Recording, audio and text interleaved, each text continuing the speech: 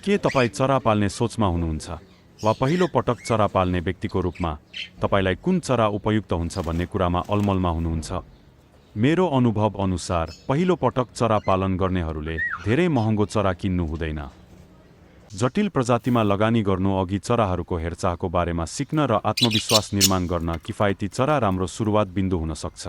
उदाहरणका लागि बड्गी प्याराकिट। यी साना देखिने चराहरू धेरै चलाक हुन्छन् र पहिलो पटक चरा पालनको लागि उत्तम विकल्प हुन्। पुच्छर सहित यी आकर्षक चराहरू औसतमा लगभग 7 देखि 8 इन्चका हुन्छन्। तिनीहरूको सानो शरीरको कारणले गर्दा तिनीहरूले कम खाना खान्छन्। तिनीहरूलाई तालिम दिन र हुर्काउन सजिलो हुन्छ।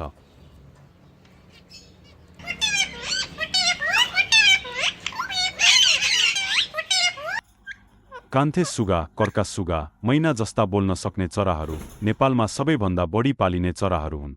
यी चराहरू हाम्रो देशका रैथाने हुन्, तर बड्गी, कोकाटेल, फिन्च, लभबर्ड आदि जस्ता अन्य चराहरू विदेशी हुन्, तर आजकल नेपालमा पनि प्रजनन गरिन्छ।